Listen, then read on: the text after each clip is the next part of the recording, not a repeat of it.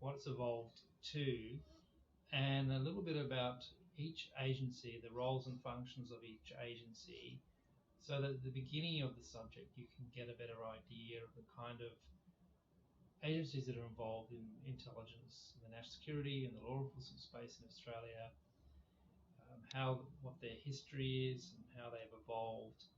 And at the end, we're going to talk a little about the substantive changes that have happened in 2017 with the Independent Intelligence Review. What's the future outlook for the national intelligence community in Australia? So we're going to look at three outcomes. As I mentioned, we're going to look at the agencies themselves that make up the national intelligence community, to talk about some major historical points in the development of this community. And as I said at the end, we're going to kind of make a few statements about how the community is currently evolving and some of the challenges that it's going to have going forward. Now, pretty much from 1945, the end of the Second World War, up until really as early as 2008, I should say as late as 2008, there were only really 6 official agencies in the intelligence community in Australia. These were the ASIO, Defence Signals Directorate, Australian Secret Intelligence Service, Defence Imagery and Geospatial Organisation, and the Office of National Assessments. Now, as we'll see, some of these names have changed since these original agencies came into being. We'll talk a bit about that as well. But collectively, this inner 6 were considered to be the Australian intelligence community. So agencies like the Federal Police or the Australian Criminal Intelligence Commission or AUSTRAC, which are now part of the intelligence community, at this point weren't officially. They were often invited to the meetings, they participated in operational activity with these 6 agencies, but they weren't officially deemed to be part of the intelligence community. And at this time, in the post-war period, people talked about the Australian intelligence community rather than the national intelligence community. And those two terms are still used intermittently, interchangeably, even in the community itself amongst people, because it's for several decades it was called the Australian intelligence community, and those kind of habits of die hard in trying to think about it as a national intelligence community, which is a more expanded community beyond those original 6 agencies. So we only had 6 agencies back in the war days up until about 2008. What are the agencies we now have? Well, there's now officially 10 agencies within our national intelligence community since 2017. The Office of National Intelligence, we'll talk more about that. DIO, the Defence Intelligence Organisation, the Australian Geospatial Organisation, which used to be known as the Defence Imagery and Geospatial Organisation, the Australian Criminal Intelligence Commission, the Australian Signals Directorate, Department of Home Affairs, which is a fairly new agency, only been in existence since 2017, the Australian Security Intelligence Organisation, the Federal Police, ASIS, the Australian Secret Intelligence Service, and AUSTRAC, the Australian Transaction Reports and Analysis Centre. Now, we're just going to go over briefly some of the functions of these agencies. As I said, the Office of National Intelligence is a fairly new organisation established by Act of Parliament in December 2018, and its existence came out of the key recommendation, which we'll also talk about later in the presentation, from the Independent Intelligence Review, which was commissioned by the Turnbull government, and the reviewers were the former senior diplomats and senior government officials, Michael L'Estrange and Steve Merchant. And this is the 2017 Independent Intelligence Review we'll be talking a bit about throughout this subject, but it has become a fairly significant review of the intelligence community, and probably is resulting in fairly profound changes to our intelligence community not seen since the Hope Royal Commission, which we'll also be talking about shortly. So the Independent Intelligence Review created the Office National Office National Intelligence, and with two main functions. One is to make national assessments of political, strategic, economic importance for the National Security Committee of Cabinet, and the other was to have an independent enterprise management function for the entire community, which is a new function for the Office of National Intelligence. And the role of this enterprise management function is to have overall responsibility. ONI has overall responsibility for the capability, coordination, strategic direction, governance and integration of all efforts made by individual intelligence agencies on behalf of the whole intelligence community.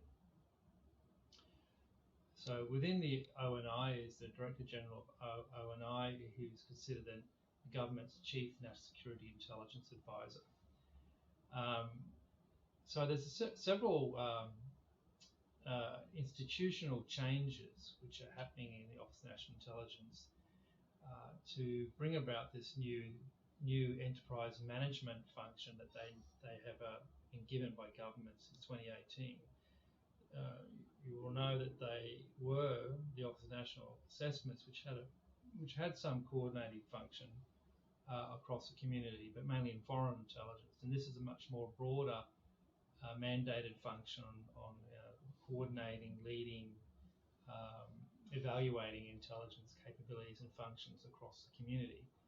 So this is something that's quite a bigger undertaking for ONI.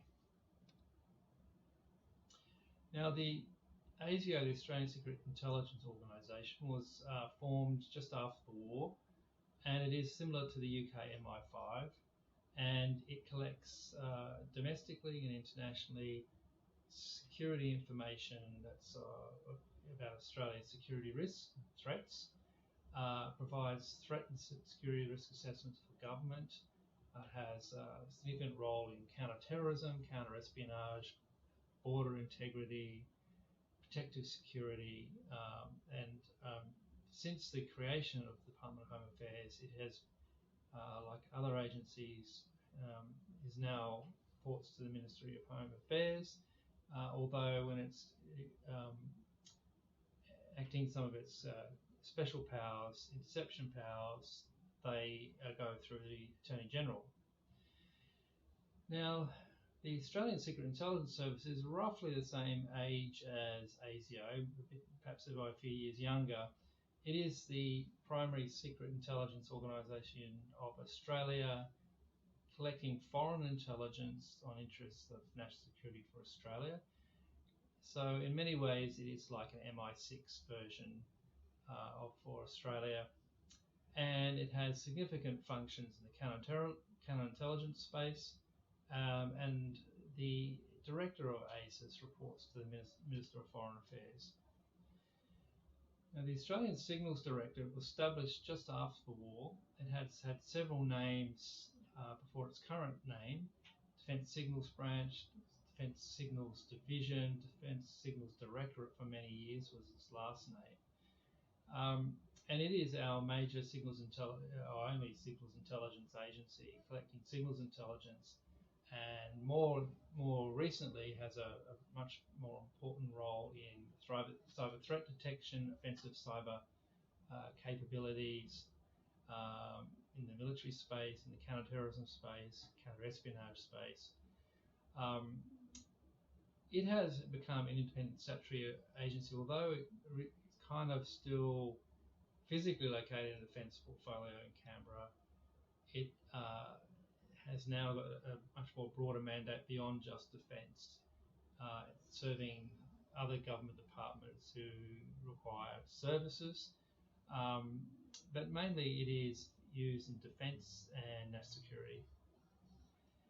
The Australian Geospatial Organisation, DIGO, I mentioned before, was what the agency used to be called prior to 2000. It is our geospatial intelligence agency, creating imagery and analysis, satellite images, and operational support for Australian Defence deployed overseas on exercises and missions. It also has a function to provide maps, imagery to other government agencies at a state and federal level as well that may need those services, so particularly in emergency management situations. The Australian Criminal Intelligence Commission is Australia's key federal criminal intelligence agency. It came from the Australian Criminal Crime Commission, but since 2016, with its merger CrimTrack, it has much more of a purely intelligence focus. It's meant to lever off federal and state policing in organised crime. It has significant coercive powers to compel witnesses and documents to be sent to it on cases, which is a fairly unique power. It has significant capability in strategic intelligence in the criminal intel space, and it is governed by a board of state and federal law enforcement and security heads of agencies, and it ultimately reports to the Minister of Home Affairs. The Australian Federal Police, created in 1979, is Australia's national federal investigation agency, and it has a broad mandate, grown much more broad over the years as things have added to it, particularly in the counter-terrorism space, transnational crime, peacekeeping, and international liaison, capacity building, and a range of areas. In terms of its role in the Australian national intelligence community, it is only the intelligence function of the federal police, not the entire organisation that is really part of the intelligence community. The Defence Intelligence Organisation is a bit like the Office of National Intelligence, which we mentioned before, but it has much more of a focus naturally on defence support, strategic and operational intelligence support for Department of Defence, and particularly in areas of military science and technology, like weapons proliferation, WMD issues, and it works with its partners in the Five Eyes, such as the US Defence Intelligence Agency. There was a time back in the early 2000s where the role of DIO and ONA was a lot more overlapping, because they do write on similar things, particularly at the strategic level. But after flood, there was a little bit of deconfliction of the kinds of intelligence assessments each of these agencies was producing, and these things can never be completely deconflicted, because what is political in one perspective can also be military in another perspective, and vice versa. So, but primarily DIO has a military function.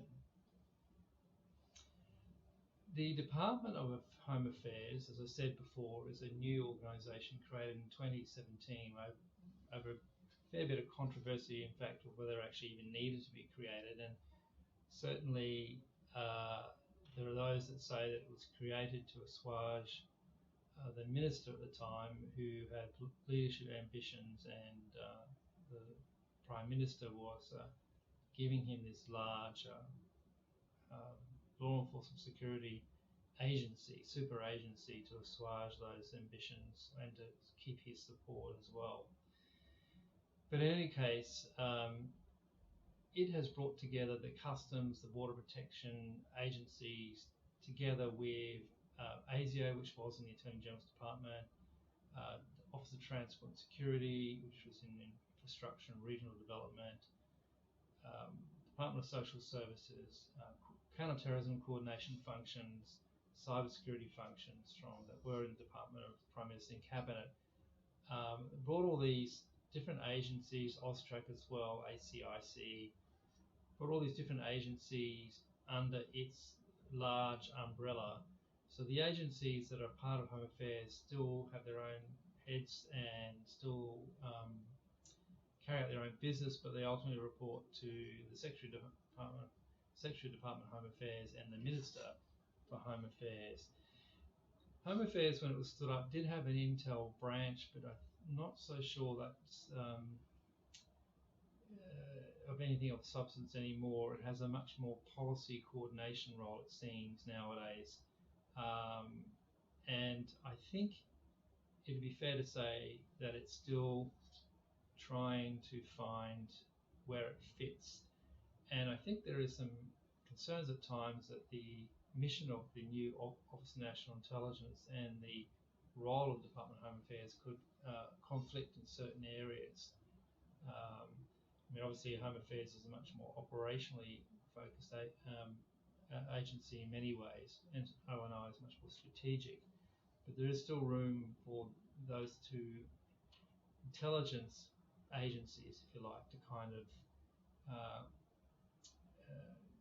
overlap in their work, which can lead to some issues in terms of how resources are spent and efficiencies of outcomes.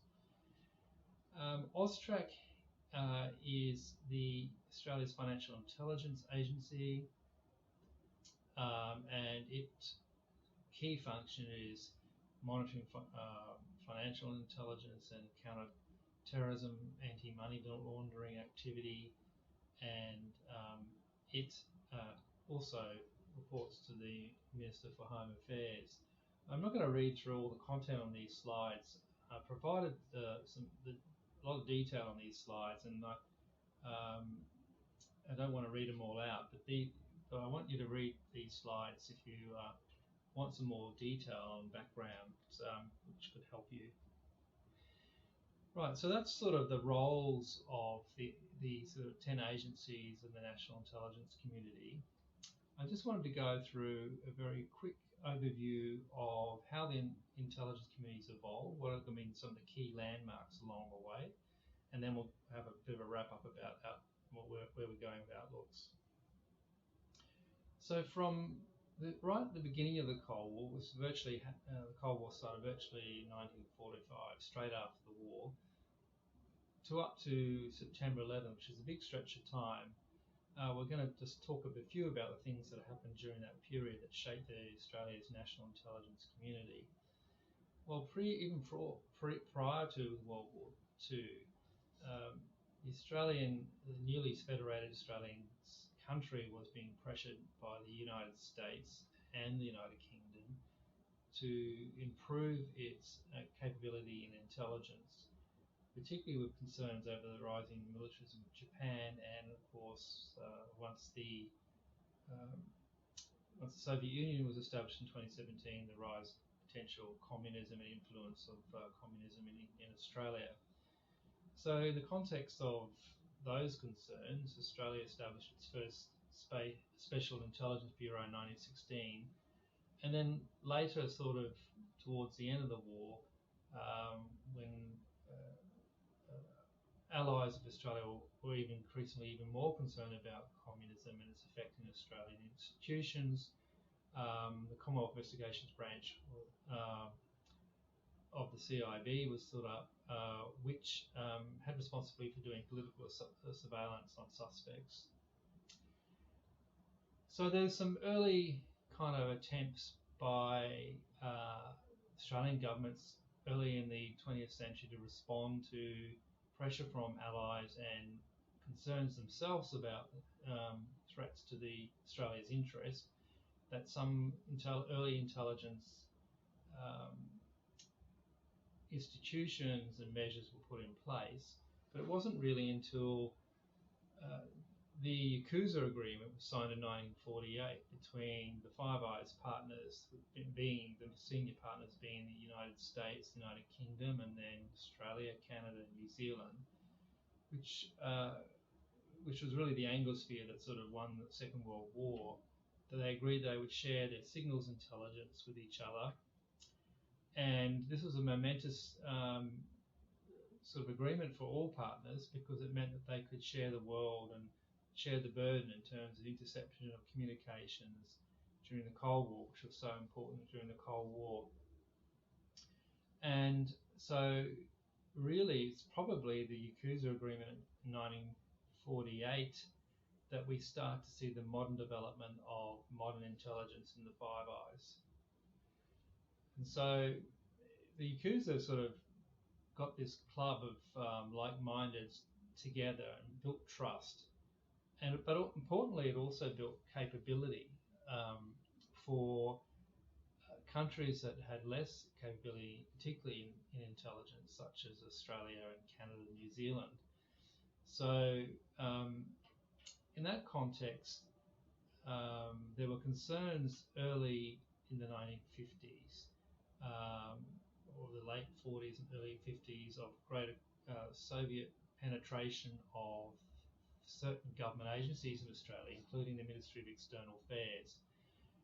So that the Prime Minister at the time, Ben Chifley, was being pressured by MI5 and by CIA and other agencies to create their own domestic spy agency, security intelligence organisation like MI5, to identify, more quickly areas of Soviet penetration and espionage. So out of that came the creation of ASIO in 1949, and then shortly thereafter ASIS was created by the Menzies government,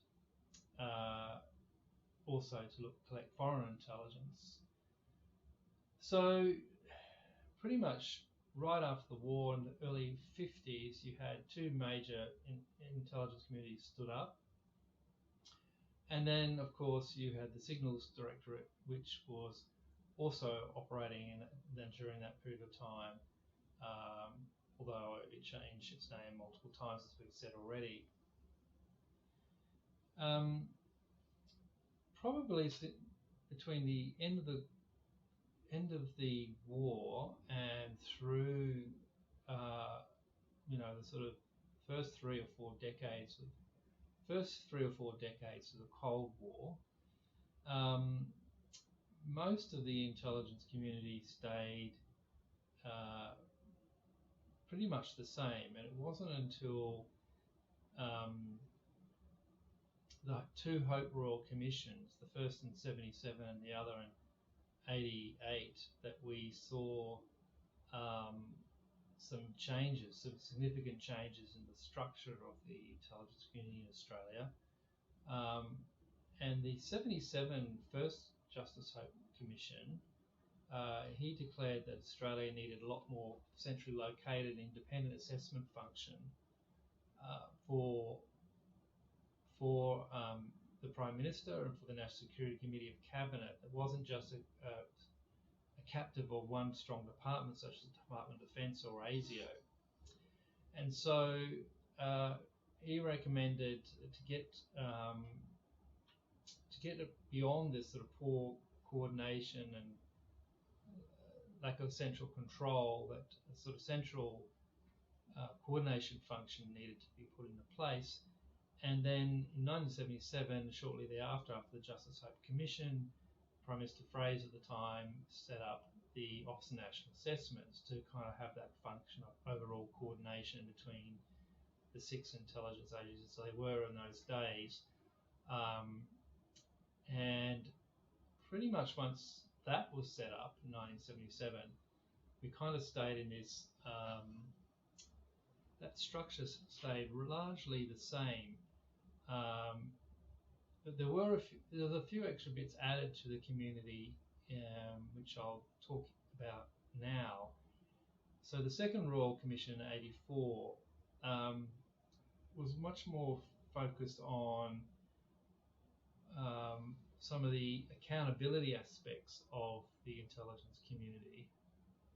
And what that led to by the Hawke government was the creation of the Inspector General of Intelligence and Security, which is the independent oversight body of the community.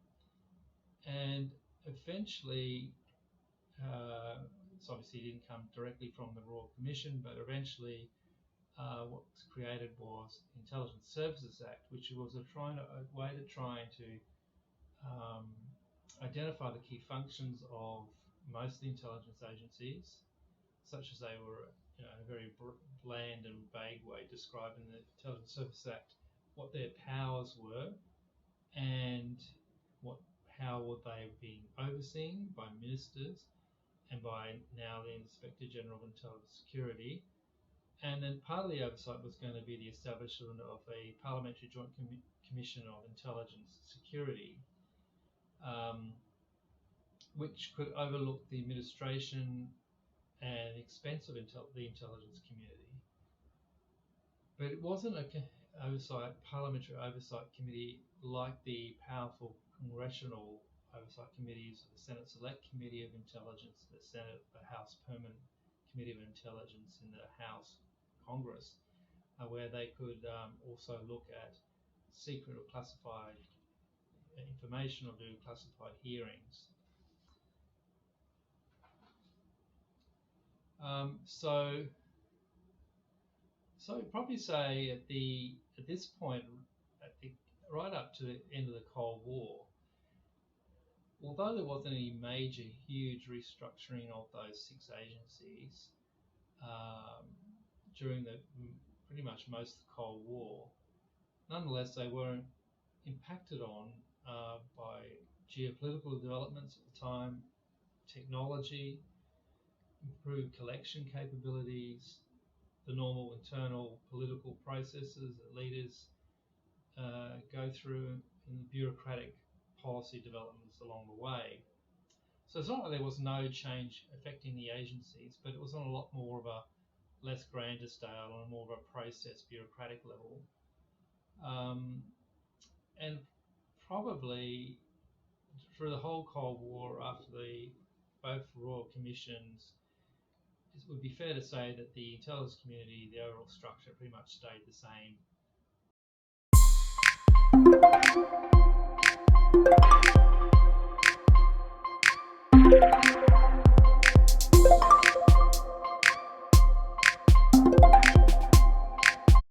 For several decades after Hope. So then 9/11 happened, and this is when things started to change a little bit, slowly at first. After 9/11, and then of course after the regional terrorist attacks, particularly the Bali bombing in 2002, for both governments of both political persuasions in Australia, Labor and Liberal, there were growing concerns about terrorism as being an existential national security threat, and a threat had also obviously to the region, and particularly that groups like Jemaah Islamiyah, who were largely responsible for the Bali bombing, and other groups, Abu Sayyaf, and other groups in the Philippines, and other groups in Malaysia, and their connection to Al Qaeda. At that early period of time, there wasn't a lot known in the intelligence community about these links, and that was concerning government as well. So after the Bali attacks, the Howard government, the Conservative Howard government, John Howard, started to enact several pieces of counter-terrorism legislation which gave the intelligence community additional powers. And we won't talk about the legislation so much here, because we'll be talking about that in another session. But that was one outcome. Another was throwing more money at some of these agencies, particularly the federal police. Got a lot of money in the early period after Bali to increase its counterterrorism capabilities domestically, but also to help the Indonesian police, the Philippine police, the Malay police to be able to investigate terrorism more quickly offshore. And then this was the period we were talking about, 2002, 2003. After Bali, you start to have the coalition invasion, of course, of Iraq, which Australia participated in. And prior to that invasion of Iraq, of course, the famous, or some would say infamous, intelligence assessments that were produced by the US intel community, that were also produced in Australia and the United Kingdom, which were obviously way off the mark in terms of understanding, assessing the capability of weapons of mass destruction, particularly bio capability that Saddam Hussein had. Most of that was destroyed after the Gulf War when the United Nations moved in there and weapons inspectors